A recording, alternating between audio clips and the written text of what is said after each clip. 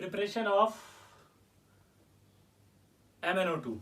ठीक है, MnO2 की बात कर रहे हैं अपन, तो MnO2 का जो नाम है आपको पता है वो क्या होता है, पाइरुलोसाइड। और इस MnO2 से हम प्रिपरेशन कर रहे हैं अब K2MnO4 की। तो प्रिपरेशन ऑफ K2MnO4, और K2MnO4 का नाम क्या होता है आपको पता है, मैग्नेट। एक होता है KMnO4, KMnO4 का नाम होता है पर मैग्नेट, और इसका नाम क्या होगा, मैग्नेट। तो पाइरुलोसाइड से जो प्रिपरेशन होगी वो कैसे होगी, देखो कि MnO2 लेंगे, इसको KOH या NaOH के साथ फ्यूज कर देंगे। फ्यूज मतलब हाई टेम्परेचर पे रिएक्शन, ठीक है, इन प्रेजेंस ऑफ O2, या आप KNO3 भी ले सकते हैं और KClO3 भी ले सकते हैं। जब ये रिएक्शन होगी तो ये जो MnO2 है वो MnO2 चला जाएगा MnO4-2 में, ग्रीन कलर का सॉलिड बनेगा या ग्रीन मेल्ट। अब इसके अंदर एक सबसे इंपॉर्टेंट खास बात होती है कि ये आपका MnO4 जो -2 है, पर मैग्नेट है, सॉरी मैग्नेट है, ये ग्रीन कलर का होता है। इसकी प्रॉपर्टी पहले आपको एक पता होनी चाहिए, और वो ये कि ये जो है वो न्यूट्रल, ठीक है, न्यूट्रल, एसिडिक और लाइट बेसिक में डिस्प्रोपोर्शनेट हो जाता है, तुरंत डिस्प्रोपोर्शनेट हो जाएगा ये MnO4-2 डिस्प्रोपोर्शनेट होकर के MnO2 और MnO4- में आ जाता है। ये MnO2 होता है ब्राउन कलर का, और ये आपका होता है पर्पल या पिंक कलर का, ठीक है। तो यहाँ पर हमें मजबूरी हो गई कि अगर MnO2 रखना ही है तो यहाँ पर हम इसे जब एक्वस सॉल्यूशन में डालेंगे, तो जब इसे एक्वस सॉल्यूशन में डालेंगे तो यहाँ पर लिटिल अल्कली भी डालना पड़ेगा, वरना ये डिस्प्रोपोर्शनेट हो जाएगा, ठीक है। और अब आपका ये ग्रीन सॉल्यूशन बन गया।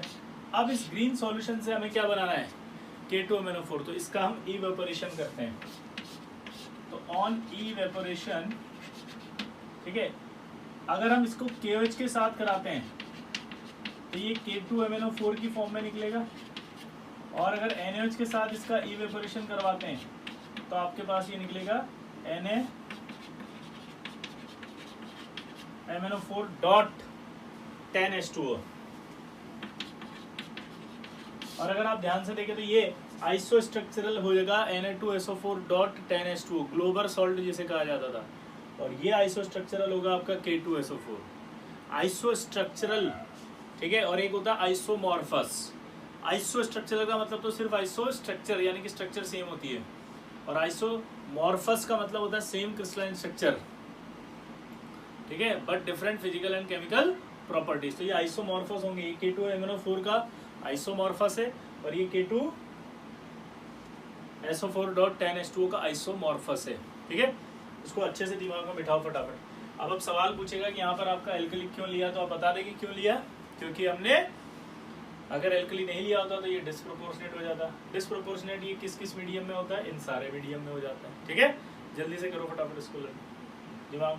पैराग्राफ आता है इसके अंदर सवाल में, क्या आता है, पैराग्राफ। सवाल एक और पूछेगा, K2MnO4 क्या क्या था, आइसोमॉर्फस। किसका आइसोमॉर्फस था, K2SO4, और ये किसका आइसोमॉर्फस था, Na2SO4.10H2O का। आइसोमॉर्फस की डेफिनेशन लिख लो, same crystalline structure but different physical and chemical properties. Same crystalline structure but different physical and chemical properties. Isomorphous सिर्फ आयनिक कंपाउंड ही हो सकते हैं।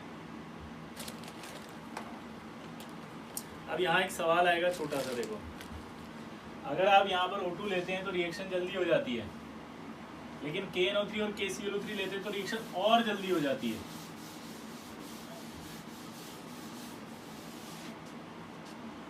क्योंकि जब आप KNO3 लेंगे तो ये तुरंत टूटेगा, और तुरंत टूट करके O2 देगा। O2 जल्दी मिलेगी तो रिएक्शन फास्ट होगी।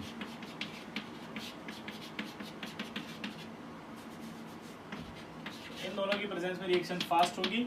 अगर ये लेंगे तो आप, ये सब और है भाई, या तो ये लो या ये लो या ये लो, ठीक है, तो इनकी प्रेजेंस में रिएक्शन फास्ट हो जाती है, ठीक।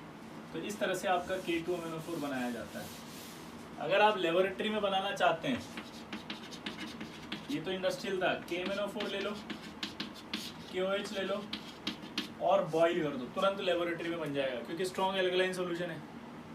ठीक है, तो ये बॉईल कर दिया, बॉईल करते ही बन जाएगा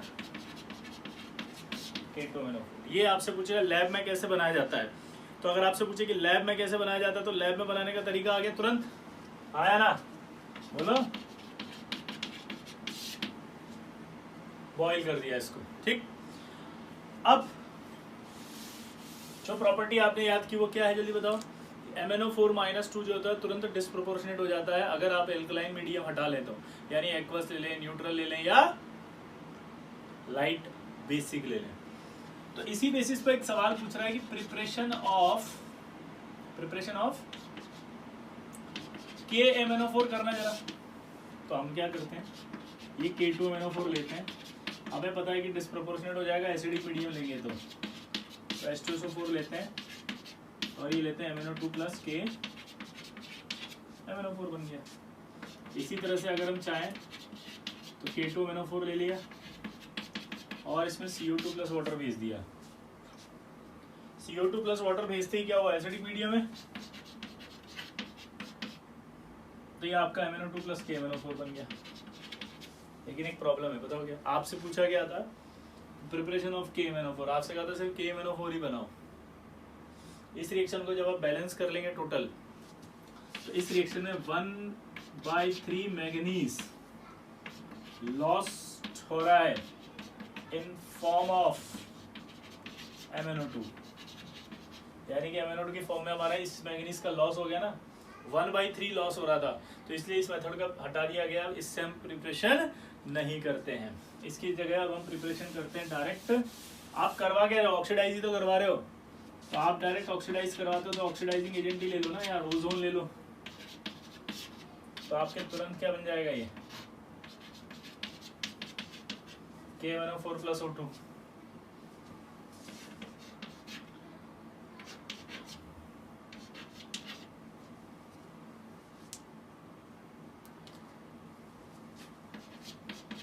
या आप Cl2 वाटर ले लो, ये भी स्ट्रॉन्ग ऑक्सीडाइजिंग एजेंट है, तो KMnO4 बन जाएगा। तो कभी भी अगर इस तरह से सवाल पूछा जाए तो आप क्या करें, डायरेक्ट ऑक्सीडाइजिंग एजेंट लेके भी आप KMnO4 बना सकते हो। क्लियर सबको, बहुत सिंपल है। अब देखो KMnO4 हमने पढ़ा था, एक ऑक्सीडाइजिंग एजेंट होता है स्ट्रॉन्ग, क्या होता है, strong oxidising agent, strong oxidising agent है। तो इससे बहुत सारी ऑक्सीडेशन की रिएक्शन भी हमने पढ़ी थी,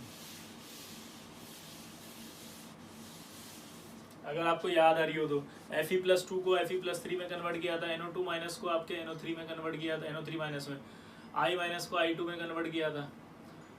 अगर आप सल्फाइट आयन लेते हैं तो सल्फेट में कन्वर्ट किया था, थायोसल्फेट लिया था तो S+SO4 में लिया था। लेकिन ये रिएक्शन की जगह अब जो इंपॉर्टेंट रिएक्शंस पूछी जाएंगी वो है न्यूट्रल एंड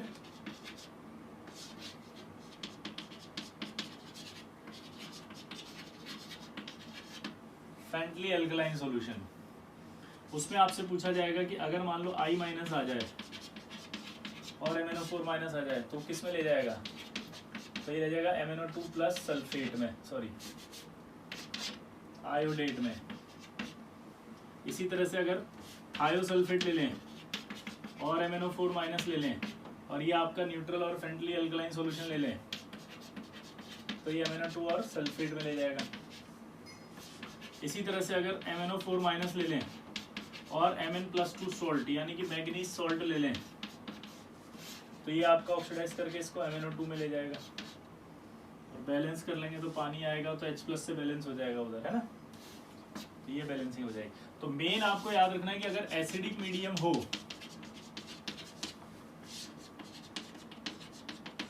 तो आपका ये Mn+2 और ये I2 बनाता है, लेकिन अगर बेसिक मीडियम हो तो ये आयोडेट बनाता है। ये सवाल बहुत फेमस है, कई बार आता है भाई, ठीक है।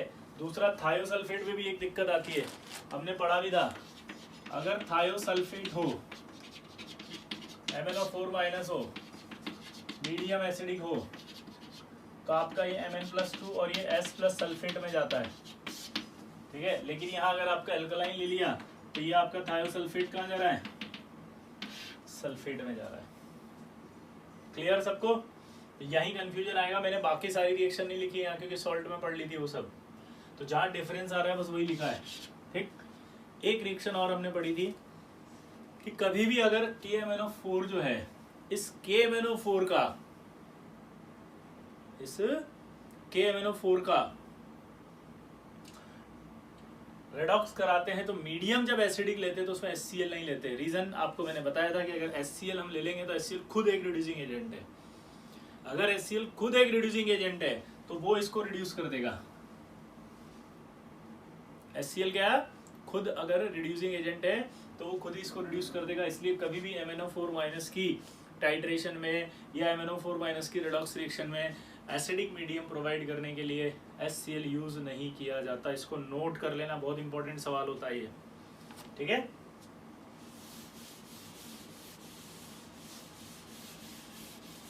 एक रिएक्शन आपकी बहुत आती है जो आपके लेबोरेटरी में भी पूछी जाएगी प्रैक्टिकल में।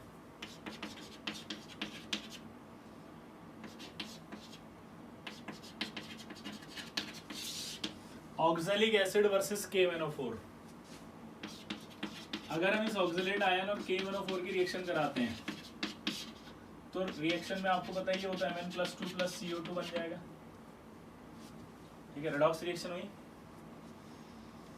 लेकिन ये रिएक्शन जब होगी तो इसके लिए टेम्परेचर एटलीस्ट चाहिए होता है 60 डिग्री सेंटीग्रेड। यानी कि ये रिएक्शन पहले क्या होती है, काइनेटिकली स्लो होती है। तो इनिशियली रिक्वायर्ड होता है टेम्परेचर 60 से 80 डिग्री के बीच में इसका टेम्परेचर रिक्वायर्ड होगा। तो इनिशियली टेम्परेचर रिक्वायर्ड होता है, but once reaction start then there is no requirement of heating. Why, ऐसे सवाल पूछेगा इसमें। तो उसका रीजन आएगा कि Mn+2 जो होगा वो act as a auto catalyst, और यहाँ जो ये KMnO4 है ये KMnO4 acts as a self indicator. ये बहुत फेमस सवाल है, इसका पिंक या पर्पल कलर है और ये आपका लाइट पिंक और कलरलेस हो जाएगा।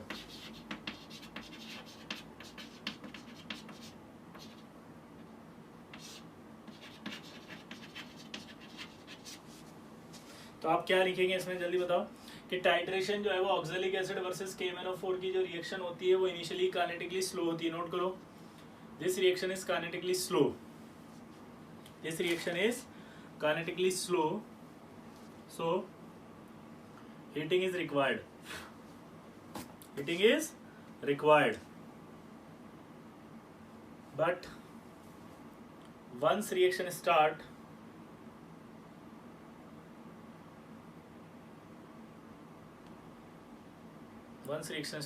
then there is no requirement of heating. Once reaction start then there is no requirement of heating because ये लिखो जल्दी।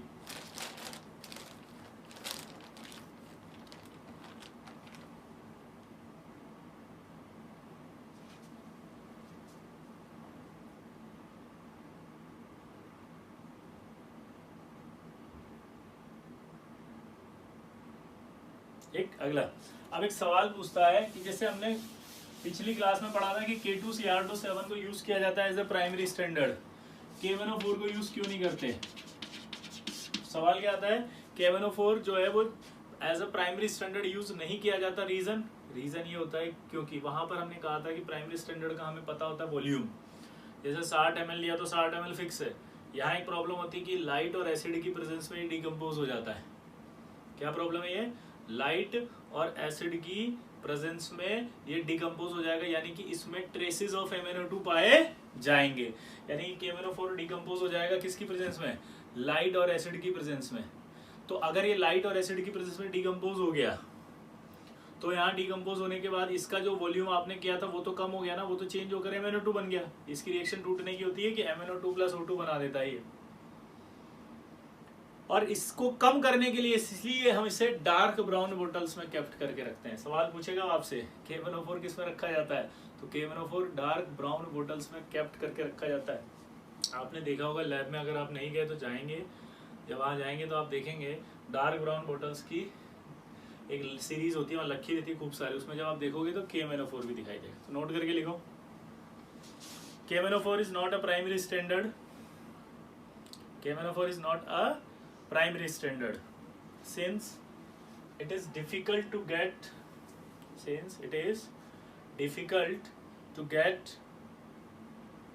pure, to get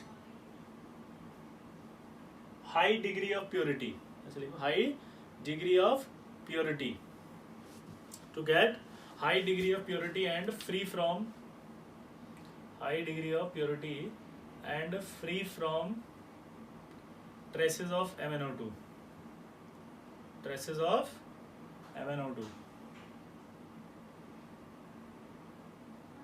So it is slowly reduced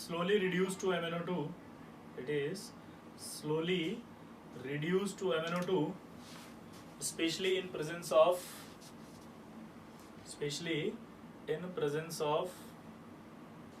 light and acid.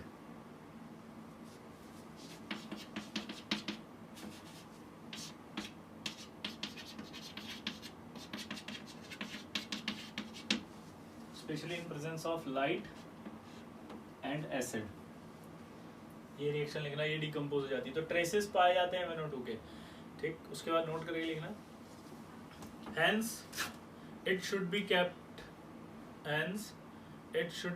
in dark brown bottles.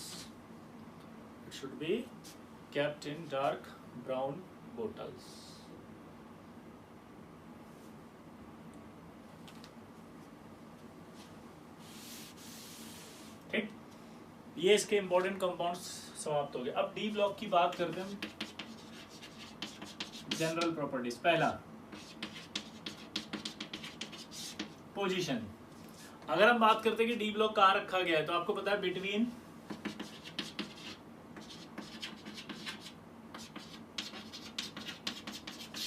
S and P block, यानी जो S block है और P block है उसके बीच में रखा गया है। जल्दी बोलो क्या बोला मैंने? एस ब्लॉक और पी ब्लॉक के बीच में रखा गया है। ऑर्गेनिक केमिस्ट्री में अगर याद हो तो आपको क्या होता था कि रिएक्टेंट प्रोडक्ट, ये रिएक्टेंट है ये प्रोडक्ट है, उसके बीच में जो स्टेट होती है उसे ट्रांजिशन स्टेट कहते हैं।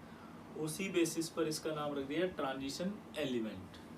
तो स्टार्टिंग में इन्हें पोजीशन के बेसिस पर कहा जाता था ट्रांजिशन एलिमेंट्स, ठीक।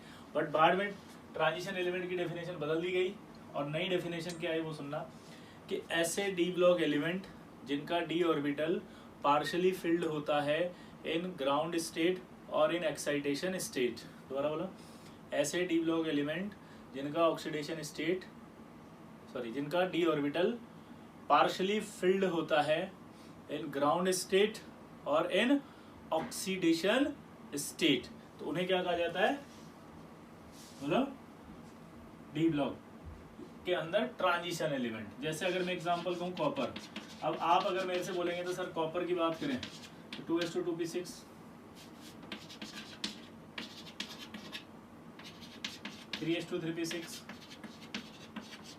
4s1 3d10, ये इसका कॉन्फ़िगरेशन होता है। अब आप जब नॉर्मली आप कॉपर का कॉन्फ़िगरेशन देखेंगे तो आपको लगेगा d10 आ रहा है, तो सर ये तो ट्रांजिशन एलिमेंट नहीं होना चाहिए।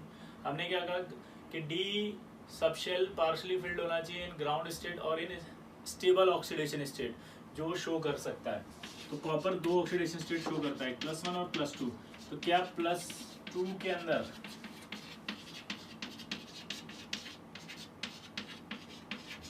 इसका पार्शियली फिल्ड हो रहा है?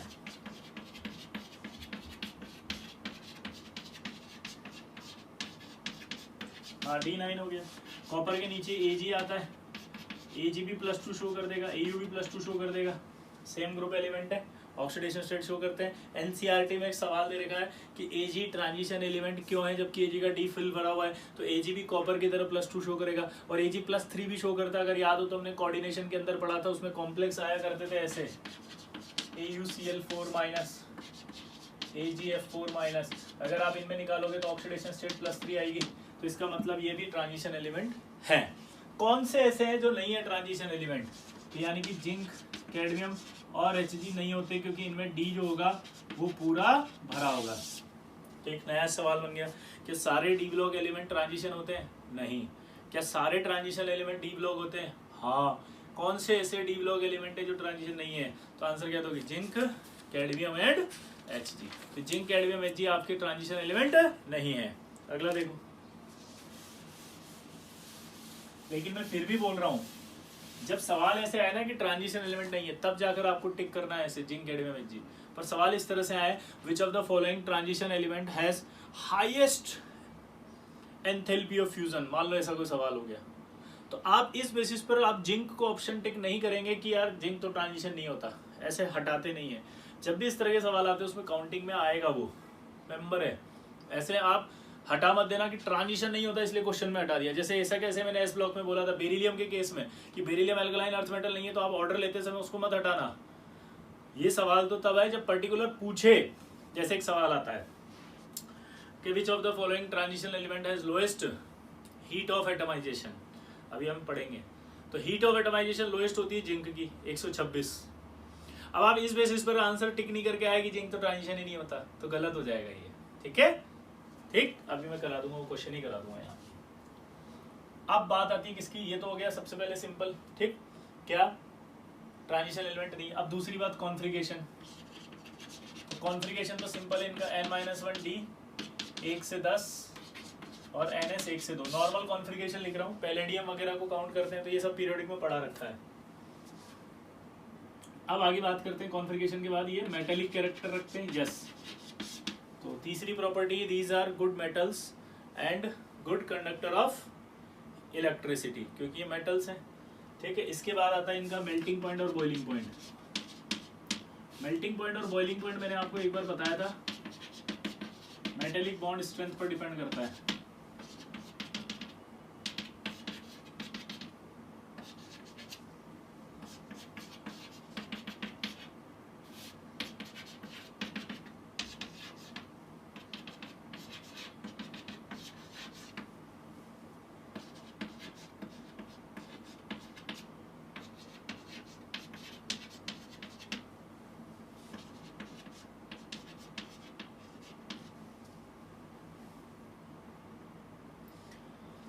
मेल्टिंग पॉइंट और boiling point directly proportional to the metallic bond strength, और मेटेलिक बॉन्ड स्ट्रेंथ हमने बताई थी नंबर ऑफ अनपेड इलेक्ट्रॉन पर डिपेंड करती है। तो यहाँ से जब मैं इधर गया तो सबसे ज्यादा नंबर ऑफ अनपेड इलेक्ट्रॉन किसका दिखाई दे रहा है मुझे, इसी ग्रुप का दिख रहा है 3d548। तो अगर इसी ग्रुप का सबसे ज्यादा मेल्टिंग पॉइंट और बॉइलिंग पॉइंट दिखाई दे रहा है, इसका मतलब समझते हो आप, इसी ग्रुप का sorry number of unpaired electron सबसे ज्यादा दिखाई दे रहा है, इसका मतलब समझते हो आप, इसी का मेटेलिक बॉन्ड स्ट्रेंथ ज्यादा होगा और इसी का मेल्टिंग और बॉइलिंग पॉइंट ज्यादा होगा। इनमें सबसे कम आ रहा है इसलिए लोएस्ट मेल्टिंग पॉइंट और बॉइलिंग पॉइंट रखेंगे। क्या रखेंगे, ये lowest melting point and boiling point, और ये क्या रखेंगे, हाईएस्ट, ठीक है। अच्छा, मैंने एक सवाल भी कराया था मेटलर्जी के अंदर, ये मेटलर्जी में पढ़ा चुका हूँ। ये मेटलर्जी में एक सवाल बताया था कि अगर एक्सरे ट्यूब है और उस एक्सरे ट्यूब के लिए मुझे जो है वो एक फिलामेंट चाहिए, तो किसका फिलामेंट लूंगा। ऑप्शन था आयरन था, मोलिब्डेनम था, जिंक था और कैडमियम था। आंसर क्या जाएगा, मोलिब्डेनम, क्योंकि उसी का मेल्टिंग पॉइंट हाई होगा, ठीक। इसके बाद आता है साइज।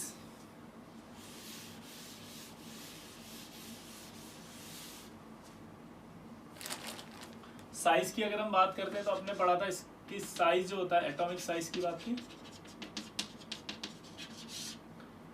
कैडमियम टाइटेनियम से लेकर के याद है मैग्नीज, पीरियोडिक में पढ़ाया था। यहाँ से यहाँ तक साइज जो है वो कम होता है, यहाँ से यहाँ तक साइज जो है वो कांस्टेंट होता है, और यहाँ से यहाँ तक साइज बढ़ता है। याद आया, पीरियोडिक में बताया था। उसके बाद अगला आता है इसके अंदर आयनाइजेशन एनर्जी, और वो आयनाइजेशन एनर्जी मैं आपको पहले ही पढ़ा चुका हूँ। आयनाइजेशन एनर्जी सारी की सारी पढ़ी हुई है, ठीक है। ये आपकी इसकी फिजिकल प्रॉपर्टी हुई। अब फिजिकल प्रॉपर्टी के बाद आता है आपका केमिकल प्रॉपर्टीज।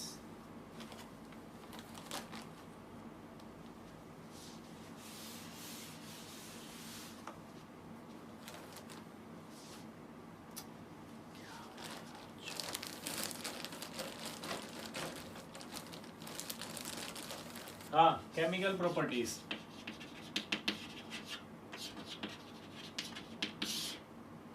पहला ऑक्सीडेशन स्टेट। अगर ऑक्सीडेशन स्टेट की बात करें तो दीज एलिमेंट यानी कि D block element have variable oxidation state. ये वेरिएबल ऑक्सीडेशन स्टेट शो करते हैं। सवाल उठता है क्यों, क्योंकि आप सबको पता है कि 3D और 4s की एनर्जी गैप कम होती है। 3D और 4s का एनर्जी गैप अगर कम होगा तो ये एनर्जी गैप कम होगा तो इलेक्ट्रॉन आसानी से एक्साइट कर सकते हैं 3D और 4s में। 3D और 4s के इलेक्ट्रॉन आपस में आसानी से जा सकते हैं एक दूसरे में, तो क्या होगा, वेरिएबल ऑक्सीडेशन स्टेट शो करेंगे। तो पहला सवाल यही पूछेगा कि वेरिएबल ऑक्सीडेशन स्टेट शो क्यों करते हैं, तो आप बोलोगे वेरिएबल ऑक्सीडेशन स्टेट इसलिए शो करते हैं क्योंकि इनमें n-1d यानी कि 3D और 4s के अंदर एनर्जी गैप कम पाया जाता है। ठीक, इनकी ऑक्सीडेशन स्टेट को 3 हिस्सों में डिवाइड किया है। एक हायर ऑक्सीडेशन स्टेट, एक आपकी कॉमन ऑक्सीडेशन स्टेट और एक आपकी है लोअर ऑक्सीडेशन स्टेट। एक आपकी होती है हायर ऑक्सीडेशन स्टेट, एक होती है कॉमन ऑक्सीडेशन स्टेट, एक lower. Higher oxidation state is found, मतलब कहां से कहां तक है पहले तो ये देख लें, +4 +5 +6 +7 +8। कॉमन ऑक्सीडेशन स्टेट इसकी होती है +2 +3 और लोअर ऑक्सीडेशन स्टेट भाई -1 0 +1, ठीक है, ये पाई जाती है। अब हम पहली पढ़ रहे हैं हायर ऑक्सीडेशन स्टेट। तो हायर ऑक्सीडेशन स्टेट किस में पाई जाएगी, अब सोचो आप। हायर ऑक्सीडेशन स्टेट मतलब ज्यादा प्लस कब आएगा, जब इलेक्ट्रॉन ज्यादा निकलेगा। ज्यादा प्लस कब आएगा, जब इलेक्ट्रॉन ज्यादा निकल जाएगा। ज्यादा प्लस कब आएगा, जब इलेक्ट्रॉन ज्यादा निकल जाएगा।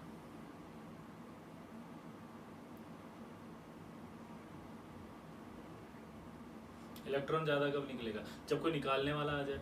और निकालने वाला कौन होगा, मोर इलेक्ट्रोनेगेटिव होगा, क्योंकि मोर इलेक्ट्रोनेगेटिव ज्यादा इलेक्ट्रॉन खींच सकता है अपने पास, इसलिए पाई जाती है higher oxidation state fluoride and oxide में। इनकी हायर ऑक्सीडेशन स्टेट किस में पाई जाएगी, फ्लोराइड एंड ऑक्साइड में। तो आपसे सवाल पूछेगा कि higher oxidation state is found, तो आंसर बोलेंगे higher oxidation state is found in their fluoride, oxide and oxyfluorides. जैसे अगर आप बात करें फ्लोराइड, ऑक्साइड, ये fluoride, oxide,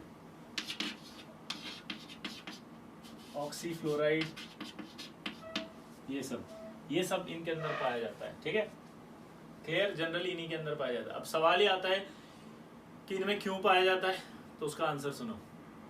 because oxygen and fluorine both are strong oxidising agent. Oxygen and fluorine both are strong oxidising agent, बहुत ज्यादा strong oxidising agent होती है। क्यों होती है, उसका रीजन भी उनका छोटा साइज होता है। छोटा साइज होने के साथ साथ उनकी इलेक्ट्रोनेगेटिविटी भी हाई होती है। तो आपसे बहुत सिंपल सवाल पूछेगा कि ऑक्सीजन और फ्लोरीन स्ट्रॉन्ग ऑक्सीडाइजिंग एजेंट क्यों होते हैं, तो रीजन देंगे because of their small size and high electronegativity. वो इलेक्ट्रॉन खींचने की पावर ज्यादा रखते हैं। ठीक है, अब जो इनकी डी ब्लॉक की बात कर रहे हैं हम ऑक्सीडेशन स्टेट की, तो स्कैंडियम ऐसा है जो ओनली सिर्फ +3 ऑक्सीडेशन स्टेट शो करेगा। इसके अलावा और कोई ऑक्सीडेशन स्टेट शो नहीं होती, +2 भी नहीं, +1 भी, कुछ भी नहीं। ठीक है, इसी तरह से जिंक की अगर हम बात करें तो ओनली +2 ऑक्सीडेशन स्टेट शो करेगा और कोई नहीं शो करता। ठीक है, यानी कि जो इनिशियल वाले एलिमेंट हैं और जो उधर वाले एलिमेंट हैं, जैसे अगर हम बात करें स्कैंडियम और टाइटेनियम, तो ये तो +3 है, +4 है। और अगर मैं कॉपर की बात करूं तो कॉपर +2 और जिंक है। ठीक है, हाईएस्ट में। क्लियर, समझ रहे बात को। निकल को भी देखोगे तो आप +2 ही है। तो यानी कि ये जो हायर ऑक्सीडेशन स्टेट की आप बात कर रहे हो वो मिडिल तक पाई जा रही है, या Mn तक। Mn में हायर ऑक्सीडेशन स्टेट पाई जाती है +7, बस इससे आगे नहीं पाई जाती। Mn वाला जो है +7 रखता है सिर्फ। ठीक है, बाकी सब में जो है वो ऑक्सीडेशन स्टेट घटती जा रही है। Fe के अंदर आ जाओगे तो Fe जनरली +2 +3 शो करेगा। कोबाल्ट में आओगे तो भी वो +2 +3 शो करता है। निकल +2 है, कॉपर में भी +1 +2 पाई जाएगी, जिंक +2 में आ जाएगा। ठीक है, क्रोमियम तक जाएंगे तो +6 से। क्रोमियम के पहले कौन आता है, वेरिडियम पर जाओगे तो +5 आ जाएगा हाईएस्ट। ठीक है, रुथीनियम और ऑस्मियम ये ऐसे हैं जिनमें +8 पाई जाती है। ठीक है, रुथीनियम और ऑस्मियम में +8 पाई जाती है और उसमें भी स्टेबल हायर कौन सी होती है, ऑस्मियम की +8। ठीक, तो बाकी अगर हम बात करें फर्स्ट ट्रांजिशन सीरीज की बात चल रही है अभी, तो फर्स्ट ट्रांजिशन सीरीज की जब बात कर रहे हैं तो हाईएस्ट ऑक्सीडेशन स्टेट Mn में पाई जाएगी, वो होगी +7 फर्स्ट ट्रांजिशन सीरीज। ठीक है, तो यानी कि अगर हम बोल सकते हैं कि मिडिल तक जाते जाते ऑक्सीडेशन स्टेट हायर होती है और उसके बाद ऑक्सीडेशन स्टेट कम होना शुरू हो जाती है। ठीक, दूसरी बात, ये जो हायर मैग्नीज की ऑक्सीडेशन स्टेट है वो पाई जाएगी सिर्फ ऑक्सीजन के साथ या ऑक्सीफ्लोराइड के साथ, सिंगल फ्लोरीन एटम के साथ नहीं पाई जाती। यानी कि अगर आप ये कहें कि MnF7 मिलेगा नेचर में, नहीं, क्यों, क्योंकि ये डिस्प्रोपोर्शनेट हो जाता है। यानी कि फ्लोरीन के साथ अगर पूछी जाए तो फ्लोरीन के साथ ऑक्सीडेशन स्टेट ओनली हायर सिर्फ +4 तक पाई जाती है MnF4, और वो भी टूट जाता है, वो भी टूट करके MnF3 +½ F2 बना लेता है। मैं फिर से बोल रहा हूँ, ध्यान सुनना। सबसे पहले हमने पढ़ा ऑक्सीडेशन स्टेट हायर कौन सी होती है, तो हमने कहा हायर ऑक्सीडेशन स्टेट जो होती है वो हायर ऑक्सीडेशन स्टेट जो होती है वो ऑक्सीजन, फ्लोरीन या ऑक्सीफ्लोराइड्स में पाई जाती है। दूसरी बात हमने क्या करी कि यार हायर ऑक्सीडेशन स्टेट आपके कहाँ तक पाई जा रही है, तो हमने कहा कि मिडिल तक आने पर हायर पाई जा रही है, उसके बाद जो है वो डिक्रीज हो रही है। मिडिल में जो मैग्नीज पाया जा रहा है वो मैग्नीज +7 पाया जा रहा है, लेकिन वो +7 भी फ्लोरीन के साथ नहीं पाया जा रहा, वो ऑक्सीफ्लोरीन के साथ पाया जा रहा है। फ्लोरीन के साथ अगर हाईएस्ट की बात करें तो सिर्फ MnF4 पाया जाता है, वो भी अनस्टेबल होगा, टूट करके MnF3 + F2 में आ जाएगा। तो जो Mn है वो हायर ऑक्सीडेशन स्टेट रखता है ऑक्सीजन के साथ, ये ग्रीन ऑयल होता है और कोवेलेंट होता है, रीजन बहुत सारे बॉन्ड बना रहा है। क्लियर, ये सारी बात है। अब जो आयरन होता है ना, उस आयरन के अंदर भी एक खास बात होती है कि आयरन +2 +3 होता है, लेकिन आयरन अल्कलाइन मीडियम में, कौन सा मीडियम, अल्कलाइन मीडियम अगर ले लें तो उस अल्कलाइन मीडियम में ये Fe4 ये बनाता है फेरेट आयन। ठीक है, फेरेट आयन होता है ये, +6 ऑक्सीडेशन स्टेटस में निकालोगे तो। लेकिन ये फेरेट भी अगर आप एल्कलाइन मीडियम हटा लो तो तुरंत टूट करके Fe2O3 + O2 में आ जाता है, तो वापस से Fe2O3 ही आएगा। ठीक है, ये इनके ऑक्साइड्स की बात हो रही थी, ये उनके ऑक्सीडेशन स्टेट की बात हो रही थी। अगर हम हैलाइड्स की बात करें तो टाइटेनियम तक ही पाया जाता है ये TiX4। बाकी फ्लोरीन के साथ अगर हम बात कर रहे हैं तो ये जो मैंने बोला था ये पाए जाएंगे, लेकिन मैग्नीज का MnF7 नहीं पाया जाएगा। ठीक है, ट्राई हैलाइड में भी फ्लोरीन में सिर्फ आयरन और कोबाल्ट तक ही पाए जाएंगे। ठीक है, उसके आगे नहीं पाए जाते ट्राई हैलाइड्स। जैसे निकल है, अब निकल में ट्राई हैलाइड नहीं आएगा, जिंक में ट्राई हैलाइड नहीं आएगा, कॉपर में ट्राई हैलाइड नहीं आएगा, कॉपर का तो सिर्फ डाई हैलाइड ही आएगा। तो यहाँ तक आपके हायर फ्लोराइड्स पाए जा रहे हैं, मैग्नीज में कोई फ्लोराइड नहीं आया। मैग्नीज के बाद अगर अपन आए तो Fe में, कोबाल्ट में ट्राई हैलाइड आएगा F का, लेकिन उसके आगे फिर निकल और कॉपर, जिंक में ट्राई हैलाइड नहीं आएगा। इसके बाद जब कॉपर की बात करते हैं तो कॉपर का याद करो +2 के साथ अगर हैलाइड की बात करें I-, तो ये ऑक्सीडाइजिंग एजेंट होता था, रिड्यूसिंग एजेंट होता था, तो टूट जाता था और +1 और I2 में आ जाता था। यानी कि कॉपर का हैलाइड भी CuI2 डज नॉट एग्जिस्ट, ये भी आपका एग्जिस्ट नहीं करता है। ठीक है, कॉपर की बात जब भी चलती है तो कॉपर जो होता है वो +1 हमेशा डिस्प्रोपोर्शनेट ही रहेगा। ये देखो आप, कॉपर का ऑक्सीडेशन स्टेट जो होता है +1 और +2 दोनों होता है। अगर सवाल आपसे पूछा जाए कि +1 और +2 में से कौन ज्यादा स्टेबल है, आंसर है +2, क्योंकि +1 डिस्प्रोपोर्शनेट हो जाता है। इसको जब आप देखोगे तो आपको फील आएगा यार कि ये तो D10 है और ये D9 है। अगर अकॉर्डिंग टू कॉन्फ़िगरेशन देखें तब तो क्या होगा, ये D10 ज्यादा स्टेबल होना चाहिए, ये D9 कम स्टेबल होना चाहिए। लेकिन मैंने आपको क्या कहा कि किसी भी आयन की स्टेबिलिटी उसके इलेक्ट्रोड पोटेंशियल से देखते हैं। इलेक्ट्रोड पोटेंशियल अलाउ नहीं कर रहा पानी में, इसलिए ये तुरंत डिस्प्रोपोर्शनेट हो जाता है। तो एक्वस सॉल्यूशन में टूट गया ये, इसलिए हमेशा कॉपर +2 ही रहेगा, कॉपर +2 स्टेबल रहेगा।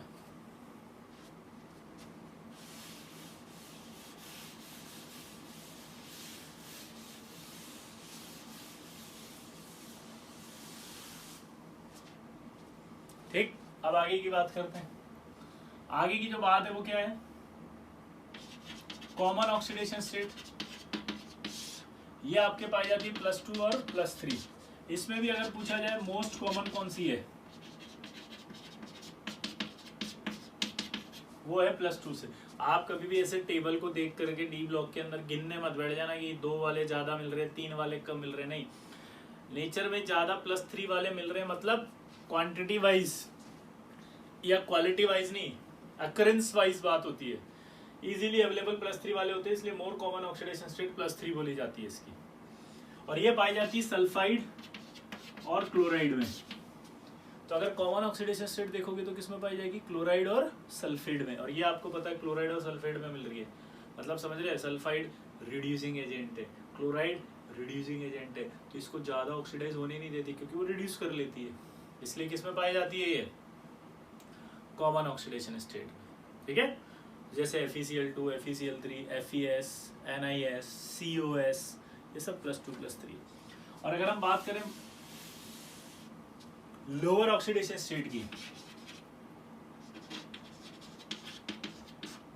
तो लोअर ऑक्सीडेशन स्टेट जो पाई जाती है वो पाई जाती है जैसे carbonyl complex compound. Carbonyl complex compound समझते हैं, कार्बोनाइल मतलब कार्बन मोनोऑक्साइड के कंपाउंड। कार्बोनाइल कॉम्प्लेक्स कंपाउंड की बात समझते हैं, कार्बन मोनोऑक्साइड के कंपाउंड। कार्बन मोनोऑक्साइड के कंपाउंड में ऑक्सीडेशन स्टेट या तो -1 आई थी या 0 आई थी। तो याद देखो आप, या ऑक्सीडेशन स्टेट क्या है दोनों में, 0, सिनर्जी बॉन्डिंग वाला। तो इनमें इनकी ऑक्सीडेशन स्टेट 0 पाई जाती है। ठीक, ये आपका हुआ ऑक्सीडेशन स्टेट। दूसरा जो प्रॉपर्टी है वो एक फेमस प्रॉपर्टी है इनकी केमिकल, कैटालिटिक प्रॉपर्टी।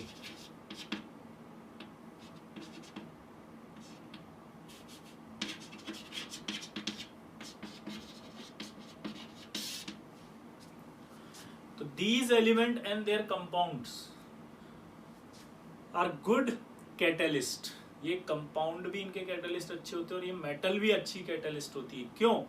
क्योंकि इनकी एक तो वेरिएबल ऑक्सीडेशन स्टेट पाई जाती है। वेरिएबल ऑक्सीडेशन स्टेट पाए जाने की वजह से ये हर एक ऑक्सीडेशन स्टेट के साथ रिएक्ट करके ट्रांजिशन स्टेट बना लेते हैं। ट्रांजिशन स्टेट जैसी बनेगी तो एक्टिवेशन एनर्जी कम हो जाएगी उसकी, और एक्टिवेशन एनर्जी कम होते ही रिएक्शन फॉरवर्ड हो जाएगी। तो इसलिए ये अच्छे क्या होते हैं, कैटलिस्ट। फिर से बोल रहा हूँ, सवाल क्या पूछेगा कि these metal and their compounds are good catalyst. क्यों? रीजन आप बोलोगे because they have variable oxidation state and vacant d orbital. अब डी ऑर्बिटल खाली होगा तो उसमें आसानी से किसी का भी लोन पेयर लेकर के ट्रांजिशन स्टेट बना सकते हैं। ठीक है, तो इसलिए ये वेरिएबल ऑक्सीडेशन स्टेट शो करते हैं। अब जैसे एक I- है और पर ऑक्सो डाइसल्फेट, इसका नाम होता है पर ऑक्सो डाइसल्फेट। इसकी जो रिएक्शन होती है उस रिएक्शन में Fe+3 किसकी तरह बिहेव करता है, कैटलिस्ट की तरह। देखना जरा, ये Fe+3 I- को ले जाएगा किसमें, I2 में, और ये Fe+2 में आ जाएगा। ठीक, और ये Fe+2 फिर आपका H2O8- से रिएक्ट करेगा और रिएक्ट करके Fe+3 प्लस सल्फेट में आ जाएगा। ठीक है, इसको कैंसिल कर दो आप, तो ये बची final reaction I- plus 8-2 Fe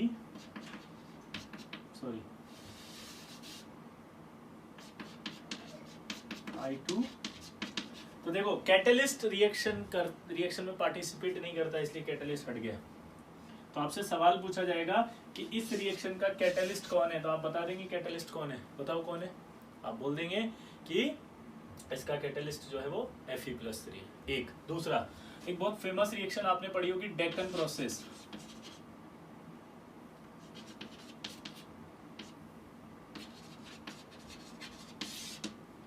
Deccan process में जो है वो CuCl2 as a catalyst use किया जाता है। इसमें HCl+O2 से Cl2 बनाई जाती है। ठीक, एक होता है वैकर प्रोसेस।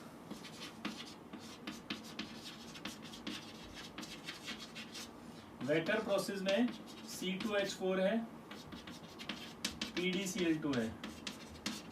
ठीक है, एक चौक।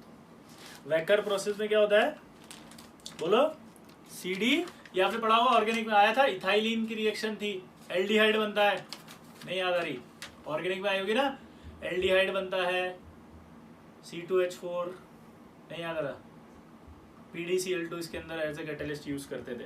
तो एज ए कैटलिस्ट अगर हम वेकर प्रोसेस की बात करते हैं तो वेकर प्रोसेस के अंदर PDCl2 से क्या बनता था, याद करो, भूल गए, एल्डिहाइड, अरे यार, प्लस पैलेडियम, ठीक है। तो एल्डिहाइड प्लस पैलेडियम, यानी कि आपने इसके अंदर जो आपका कैटलिस्ट होगा वो कौन होगा, PDCl2। अच्छा, डेकन प्रोसेस के अंदर कौन सा होगा जल्दी बताओ, डेकन प्रोसेस के अंदर कौन सा होगा जल्दी बताओ, डेकन प्रोसेस के अंदर कौन सा होगा जल्दी बताओ, बोलो, CuCl2। और वेकर प्रोसेस के अंदर क्या हुआ, ये। इसके बाद एक हो रहा था जिगलर नाटा कैटलिस्ट, नाम तो सुना होगा,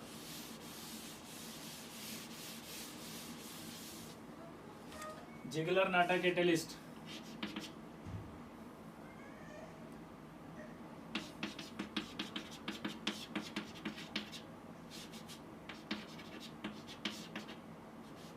ये कुछ याद है, TiCl4 plus AlC2H4 whole thrice. Ziegler Natta catalyst किस लिए काम आता है जल्दी बताओ, नहीं पता, नाम ही नहीं सुना।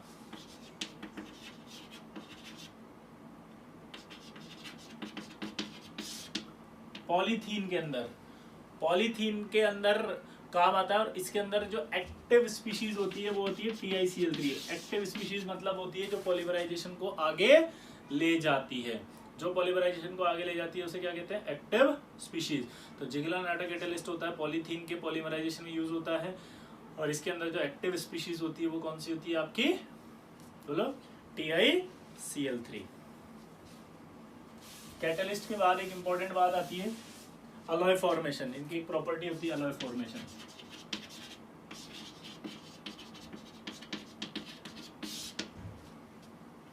देखो, अलॉय फॉर्मेशन का एक सिंपल सा कॉन्सेप्ट होता है कि अलॉय इज अ ब्लेंड, एक तरह का मिक्सचर है। सॉलिड सॉलिड अलॉय हो सकती है और भी अलॉय हो सकती है, ठीक है। दूसरी बात, अलॉय एक होमोजीनियस मिक्सचर होती है। लेकिन अलॉय बनने का एक कॉन्सेप्ट होता है कि अगर साइज में 15% तक डिफरेंस हो, कितना परसेंट, 15% तक डिफरेंस होता है साइज में, तो आपके अलॉय फॉर्मेशन इजी हो जाता है। और डी ब्लॉक के अंदर आपको पता है सबका साइज जो है वो ऑलमोस्ट सिमिलर पाया जाता है, साइज में जो वेरिएशन है वो ज्यादा नहीं होते हैं, और ये हमने पढ़ा भी था इस तरह से। अगर साइज में ज्यादा वेरिएशन नहीं होंगे तो ये इजीली एक दूसरे का प्लेस अकोमोडेट कर लेते हैं। तो ट्रांजिशन एलिमेंट जो होते हैं वो इजीली, या डी ब्लॉक एलिमेंट जो होते हैं वो इजीली जो है वो क्या कर सकते हैं, बोलो, अलॉय फॉर्मेशन कर सकते हैं। वो इजीली अलॉय फॉर्मेशन इसलिए करते हैं क्योंकि उनमें साइज में वेरिएशन कम होता है, ठीक है। और फेमस जो आपके अलॉय होती है वो फेरस अलॉय होती है, आयरन की, ठीक है, जिसके अंदर आपने अगर देखा होगा तो काफ़ी सारे जो एलिमेंट्स हैं, लाइक अगर मैं बात करूँ, क्रोमियम है, मोलिब्डेनम है, टंगस्टन है, मैंगनीज है, ठीक है। ये सारे के सारे बहुत सारे अलॉय फॉर्मेशन करते हैं आयरन के साथ, स्टील के साथ अलॉय बना लेते हैं। किसके साथ, स्टील। तो अलॉय फॉर्मेशन क्या होती है, समझ में आया, सिंपल है। चलो याद करो फटाफट इसको जल्दी।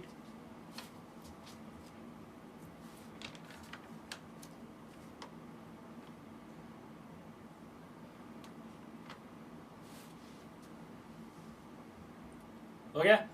तो दोबारा से देखें, अलॉय फॉर्मेशन सिमिलर साइज वालों में होगी, सिमिलर साइज होगा क्योंकि ट्रांजिशन एलिमेंट के यानी कि डी ब्लॉक एलिमेंट का साइज में वेरिएशन कम होता है।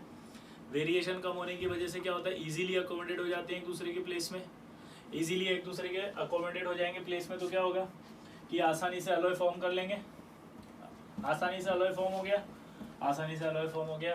तो काफ़ी सारी अलॉय बनाती है, बहुत सारी अलॉय बनाती है, और उसमें से मेन मैंने अभी बताया ना, फेरस अलॉय जो होती है, आयरन की अलॉय जो होती है, यानी स्टील जो होती है, स्टील के अंदर आपके क्रोमियम, मोलिब्डेनम, टंगस्टन, वेनेडियम, ये सब मिलकर के स्टील की अलॉय फॉर्म करते हैं। अच्छा, इसके अलावा नॉन ट्रांजिशन एलिमेंट के साथ भी अलॉय बना सकते हैं, जैसे कॉपर है, कॉपर जो है वो जिंक के साथ भी बनाता है, और कॉपर जो है वो टिन के साथ भी बनाता है। इन दोनों के नाम देखो,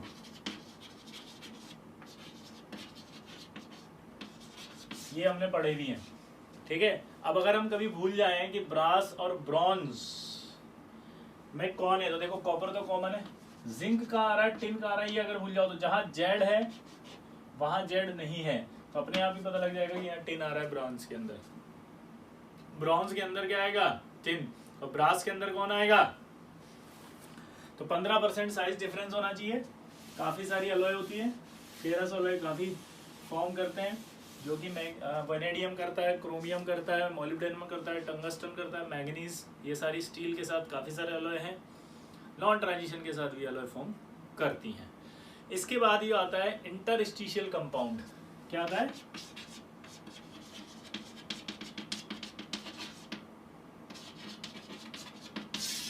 इंटरस्टिशियल कंपाउंड का मतलब क्या होता है कि जो मेटल्स होते हैं ना, ये इनके मेटेलिक लेटिस में जो गैप होता है, इसमें स्मॉल साइज एटम्स बैठ जाते हैं, लाइक हाइड्रोजन, कार्बन, नाइट्रोजन। ठीक है, ये स्मॉल साइज एटम्स होते हैं, ये आगे इन वॉइड्स में आकर बैठ जाते हैं। अगर ये वॉइड्स में आकर बैठ गए तो जो कंपाउंड बनेंगे, उन कंपाउंड का नाम क्या होगा? उन कंपाउंड का नाम होगा इंटरस्टिशियल कंपाउंड। उन कंपाउंड का नाम क्या है? Interstitial compound. अगर हाइड्रोजन बैठा तो नाम बन जाएगा हाइड्राइड, कार्बन बैठा तो नाम बढ़ जाएगा कार्बाइड, नाइट्रोजन बैठा तो नाम बढ़ जाएगा नाइट्राइड। एक खास बात, ये अपनी एलिमेंटल फॉर्म में बैठते हैं। एलिमेंटल फॉर्म में बैठते हैं तो ऑक्सीडेशन स्टेट में कोई चेंज नहीं होता है। तो सवाल आपसे पूछ देगा कि इंटरस्टिशियल कंपाउंड में हाइड्रोजन का ऑक्सीडेशन स्टेट क्या है? 0, क्योंकि वो तो एलिमेंटल फॉर्म में बैठा, उसका कोई चार्ज थोड़ी आएगा। कई बार ऐसी होती थी जिसमें अपन कंफ्यूज हो जाते थे, अपन क्या उसको स्टाइकियोमेट्रिक कंपाउंड समझ करके उसकी ऑक्सीडेशन स्टेट निकालने की कोशिश करते थे। अब समझ बात को? तो वहां ऑक्सीडेशन स्टेट नहीं निकलेगी आप, क्योंकि वो आयन फॉर्म में नहीं गया था, वो एलिमेंटल फॉर्म में गया था। ध्यान से सुनना, ये बहुत बड़ा डाउट खत्म किया मैंने आपका। आप कई बार सोचते थे सर इसका ऑक्सीडेशन स्टेट बताओ, मैं होल्ड कर देता था कि यार इनका ऑक्सीडेशन स्टेट नहीं आएगा। क्यों? क्योंकि तो एलिमेंटल फॉर्म में गया है और वो मेटेलिक क्रिस्टल है। जैसे मान लो Fe3C है, अब Fe3C के अंदर आपने क्या होगा, 3 आयरन बनाया और उसके बीच में कार्बन बिठा दिया, तो इंटरस्टिशियल कंपाउंड हो गया ना, कार्बाइड है वो तो। अब आप उसमें मेरे से ऑक्सीडेशन स्टेट पूछते हो तो मैं कैसे बताऊंगा? पॉइंट को समझना, ठीक है। अगला देखो, अब इनकी प्रॉपर्टी में क्या चेंज आएंगे? ऑब्वियस सी बात है कि जब ये इंटरस्टिशियल कंपाउंड बनेंगे तो यहाँ बीच में बैठ जाएंगे, तो जो गैप है वो फिल हो जाएगा, तो डेंसिटी बढ़ जाएगी नॉर्मल एलिमेंट से, डेंसिटी बढ़ जाएगी। क्लियर हो गया? दूसरी बात, हार्डनेस बढ़ जाएगी, डक्टाइल नेचर घट जाएगी, मेलेबल नेचर घट जाएगी। हार्डनेस जो बढ़ेगी वो इतनी बढ़ जाती है कि कुछ बोरोइड्स तो हार्डनेस में डायमंड के पास पहुंच जाते हैं। कहां तक पहुंच जाते हैं? डायमंड के पास, मतलब डायमंड की तरह हार्डनेस हो जाती है। ठीक है, तो ये प्रॉपर्टी में चेंज आता है। मेटेलिक जो करंट जो होगी, मतलब मेटेलिक कंडक्टेंस, वो सेम रहेगी, remains same.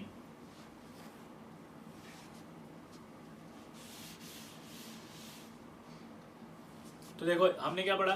Catalyst, alloy formation, interstitial compound. ठीक है, इसके बाद आता है इनका एक खास बात, स्टेबिलिटी ऑफ आयंस।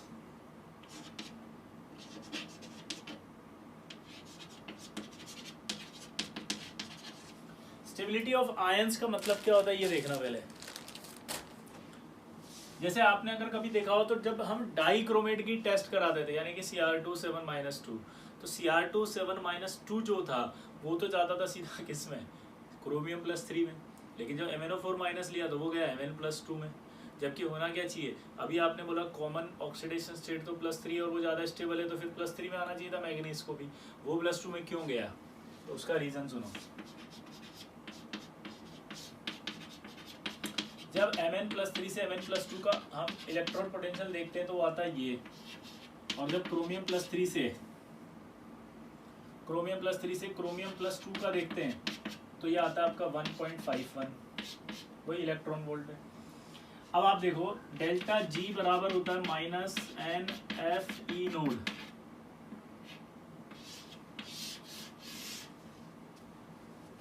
तो डेल्टा G बराबर होता है -NFe नोड। अब दिमाग की बत्ती जलाओ, ये पुट करो यहाँ पे।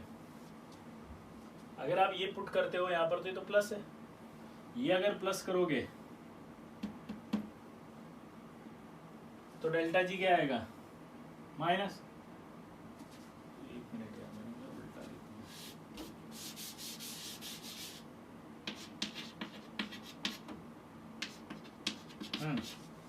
जब ये पुट करोगे यहाँ पे तो क्या आएगा? प्लस। और अगर ये प्लस आएगा तो आप सोच सकते हो क्या हुआ? डेल्टा G नेगेटिव रहेगा, नेगेटिव रहेगा तो इधर से इधर जाएगी रिएक्शन, यानी Mn+2 ज्यादा स्टेबल होगा। Mn+3 से, तो Mn+2 ज्यादा स्टेबल है Mn+3 से, जबकि यहाँ देखेंगे आप तो क्या होगा, इसको यहाँ पुट करो तो ये प्लस हो जाएगा। अगर ये प्लस हो गया तो ये ज्यादा स्टेबल नहीं होगा, क्योंकि रिएक्शन इधर से इधर नहीं जाएगी बल्कि इधर से इधर आएगी। तो इसमें क्या होगा, क्रोमियम+3 ज्यादा स्टेबल होगा क्रोमियम+2 से। ठीक है, सबसे ज्यादा इलेक्ट्रोड पोटेंशियल जो होता है कोबाल्ट के लिए होता है इस रिएक्शन का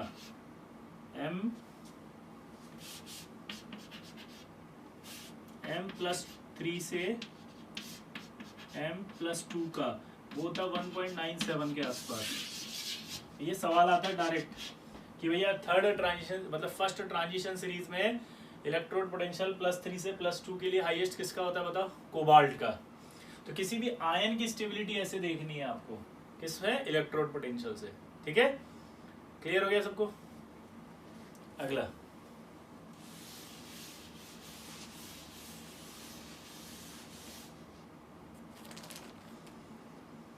हाँ चलो बताओ, इलेक्ट्रोड पोटेंशियल M+3 से +2 के लिए हाईएस्ट किसका होता है, कोबाल्ट का। कितना होता है, 1.97। ठीक है, इसी तरह से कुछ छोटी मोटी बातें हैं वो भी आपको याद करनी पड़ेगी, क्योंकि ये मेंस में आ जाती है। हीट ऑफ एटमाइजेशन, अब हीट ऑफ एटमाइजेशन की बात करें अगर, तो वेनेडियम की सबसे ज्यादा होती है 512। ठीक है, हाईएस्ट, ये याद करनी पड़ेगी भाई। और आपका जो जिंक है उसकी सबसे कम होती है 126। आपको याद करनी है, सिर्फ जेई मेंस के लिए बता रहा हूँ, बाकी किसी के लिए नहीं करनी है आपको। ठीक है, किसके लिए, जेई में, एडवांस में नहीं पूछे जाते ये सवाल। इसी तरह से डेंसिटी की बात करें तो डेंसिटी में भी आपको लर्न करना पड़ेगा यहाँ पे कि स्कैंडियम जो है उसकी होती है 3.73 लोएस्ट, जबकि कॉपर जो होता है उसकी होती है highest 8.3।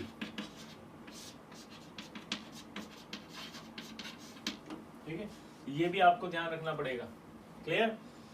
Heat of atomisation actually क्या होती है कि वैसे तो अनपेड इलेक्ट्रॉन से देख सकते हो आप, लेकिन अनपेड इलेक्ट्रॉन के साथ साथ पैकिंग पे भी डिपेंड करेगी वो। तो पैकिंग क्या इनकी बहुत अलग अलग होती है हर एलिमेंट की, इसलिए डेटा अलग अलग आएंगे। मतलब आप अगर एक्सप्लेन करने जाओगे तो एक को करोगे तो दूसरे में फंस जाओगे। कैसे फंसोगे मैं बताता हूँ। अब हाईएस्ट अपन ने कहा इसकी है, लोएस्ट इसकी है, अब थर्ड नंबर पे पता है किसकी आती है, सोचो, सोच सकते हो। मैग्नीज की। अब मैग्नीज की कैसे आ जाएगी थर्ड पे, मैग्नीज में तो अनपेड इलेक्ट्रॉन ही 5 है। और जब मेल्टिंग पॉइंट आप पढ़ोगे तो मेल्टिंग पॉइंट आपको पता लगेगा एक्सेप्शनली मैग्नीज का कम होता है ड्यू टू इट्स लैटिस। तो मैग्नीज का मेल्टिंग पॉइंट कम है उसके लैटिस की वजह से, तो लैटिस का रोल आ गया, लैटिस का रोल आते ही एटमाइजेशन कम हो गया। अब आप समझने की कोशिश बिल्कुल मत करना जो मैंने बोला, क्योंकि मुझे तो समझ में आ गया मैंने क्या बोला, आपको नहीं आएगा, क्योंकि उसके लिए मुझे आपकी सबकी पैकिंग समझानी पड़ेगी। मतलब वो पूरा का पूरा एटमाइजेशन खुल करके कहाँ पहुंच जाएगा, उसकी सॉलिड स्टेट स्ट्रक्चर पे, और फिर वहां से एक्सप्लेनेशन निकल कर आएगा। एक्सप्लेनेशन तो आ जाएगा, एक्सप्लेनेशन की कोई इशू नहीं है, लेकिन वो इतना कॉम्प्लिकेटेड होगा कि हमारा टाइम वेस्ट हो जाएगा। और जेई मेंस हमें क्लियर करना है, इसलिए हमने इसको डायरेक्ट लर्न कर लिया। ठीक है, क्योंकि वो हाईएस्ट लोएस्ट ही पूछता है। इसके बाद एक बहुत अच्छा सवाल आता है, ये सब जेई मेन के हिसाब से बता रहा हूं मैं आपको। ठीक है, which of the following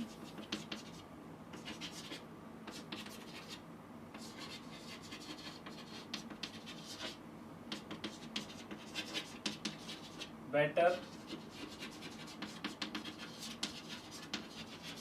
reducing agent, क्रोमियम+3 और Fe+2। क्या बोला उसने बताओ, which is better reducing agent, क्रोमियम+2 और Fe+2। अब देखो जनरली अगर मैं सोचता तो मैं सोचता यार क्रोमियम+2 से क्रोमियम+3, यहाँ से यहाँ गए तो क्या हुआ, इसका ऑक्सीडेशन, जिसका ऑक्सीडेशन होता है वो होता है रिड्यूसिंग एजेंट। अब अगर आप इसको देखो तो क्रोमियम+2 का कॉन्फ़िगरेशन निकालें तो 3d4 आएगा, 4s0, और यहाँ आ जाएगा 3d3। Fe+2 से देखेंगे अपन तो Fe+3 बनेगा, ये 3d6 होगा तो ये आएगा 3d5। अब आप दिमाग की बत्ती जलाओ, क्या हुआ,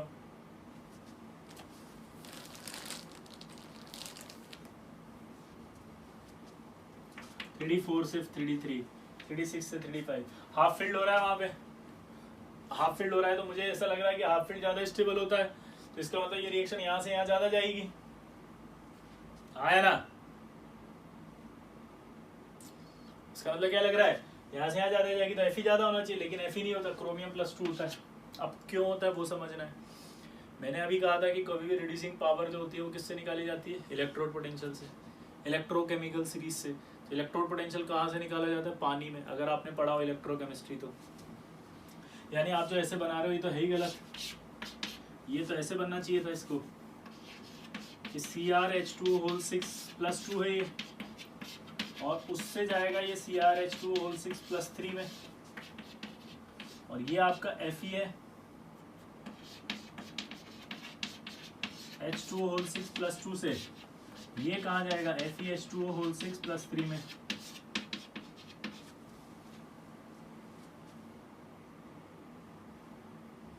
तो जब आप इसकी स्प्लिटिंग करेंगे तो आपको पता है स्प्लिटिंग ऐसे होती है।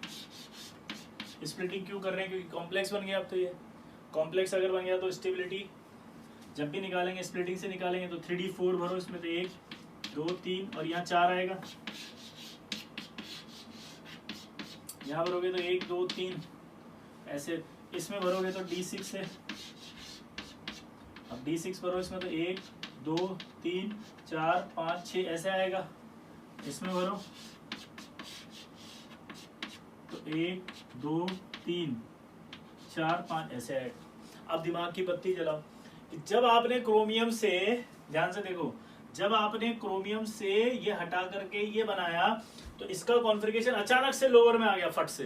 देखो अब lower oxidation state, lower energy level पर चला गया, तुरंत कहाँ चला गया, लोअर पे, तुरंत लोअर पे आ गया। ये देखो यहाँ अचानक से लो एनर्जी लेवल पर कॉन्फ़िगरेशन, यहां से निकाला, सॉरी ये क्या हुआ,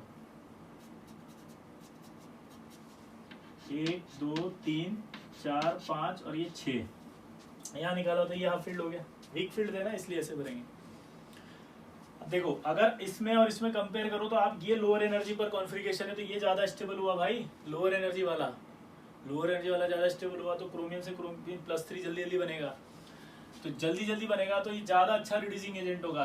तो इसका मतलब आंसर क्या आया, chromium +2 is a good reducing agent. क्या आया, chromium +2 is a good reducing agent. वैसे भी देखो, लीके काका ने मांगी अलमारी, money generator, car fridge, car ऊपर है फ्रिज नीचे, तो ऐसे ही क्रोमियम ही होगा। इससे आपको एक नई थ्योरी पता चली अब, वो ये कि हमने बचपन में पढ़ा था कि D5 कॉन्फ़िगरेशन ज्यादा स्टेबल होता है D3 से, लेकिन आज पढ़ लिया कि D3 ज्यादा स्टेबल होता है D5 से। लेकिन कब, तो D5 जो होता है वो होता है इन गैसियस मीडियम,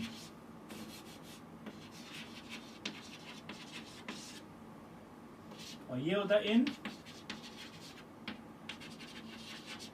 एक्वस, क्योंकि एक्वस में आपका पानी आ जाएगा, पानी आते ही कॉम्प्लेक्स बनेगा, कॉम्प्लेक्स बनेगा तो स्प्लिटिंग होगी, और स्प्लिटिंग होगी तो इस तरह से कॉन्फ़िगरेशन बनेगा। तो D5 ज्यादा स्टेबल होता है गैसियस में D3 से, लेकिन एक्वस के अंदर बात करेंगे तो D3 ज्यादा होगा। ये आपके बोर्ड में भी काम आता है। जी हाँ दोस्तों, बोर्ड के अंदर जब मैंने पहली बार एनसीईआरटी में ऐड हुआ था, एक्सप्लेन किया था ये, और एनसीईआरटी में उस टाइम ऐड हुआ था, ये तो मैं हमेशा पढ़ा रहा हूँ, ऐड एनसीईआरटी में उस साल हुआ, बोर्ड के अंदर सवाल आया था ये कि explain D3 is more stable in D5 in aqueous solution.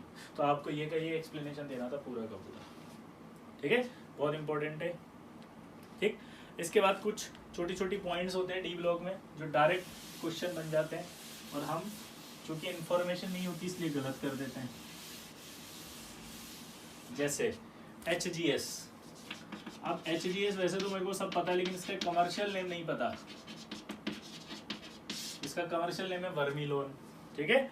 वर्मिलोन का यूज होता है कॉस्मेटिक्स, आयुर्वेद और यूनानी मेडिसिन बनाने में, ठीक है, यूनानी दवाइयाँ होती हैं। तो दोबारा से बोलना, क्या बोला मैंने, HGS वर्मिलोन होता है। इसका इस्तेमाल किस में करते हैं, इसका इस्तेमाल करते हैं हम किस में बताओ, कॉस्मेटिक्स, आयुर्वेद और यूनानी मेडिसिन में। इसी तरह से अगर आपको पता हो तो कॉपर, Ag और Au ये तीनों कॉइनेज मेटल कहलाती हैं। क्या कहलाती हैं, कॉइनेज मेटल्स। तो copper, Ag, Au coinage metals होती हैं। और कॉइन्स मेटल क्यों कहते हैं, क्योंकि इनसे सिक्के बनाए जाते थे।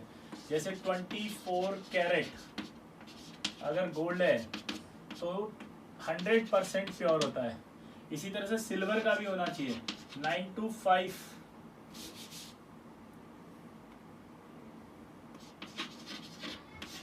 1000 फाइन सिल्वर वो 100% होता है। ये इनके वो याद करने पड़ेंगे पैरामीटर्स। जैसे 24 कैरेट गोल्ड होता है 100% शुद्ध, वैसे ही 1000 फाइन सिल्वर होता है 100% सिल्वर, प्योर सिल्वर।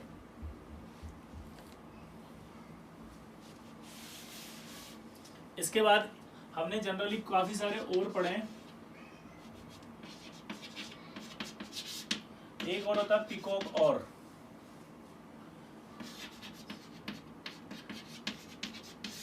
ये पिकॉक और होता है। पिकॉक और क्यों कहते हैं इसको? क्योंकि जब इसको जमीन से निकाला जाता है तो जमीन से निकालने पर इसकी जो गर्दन होती है ना, मोर की गर्दन पे जो कलर होते हैं वैसे कलर दिखाई देते हैं इसके, ठीक है। वो जो कलर दिखाई देंगे उसका अपीयरेंस होता है, इसकी वजह से इसका नाम होता है पिकॉक और।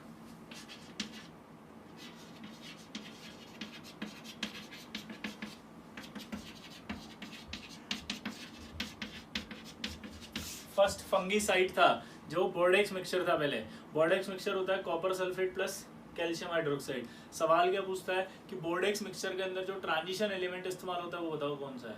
कॉपर। इसलिए लिखवा रहा हूँ नाम। सवाल क्या पूछेगा? बोर्डेक्स मिक्सचर के अंदर जो, बोलो, जो ट्रांजिशन एलिमेंट यूज होता है उसका नाम बताओ क्या है? तो क्या बोलोगे? बोलो कॉपर। नोट करो इसको फटाफट, चलो।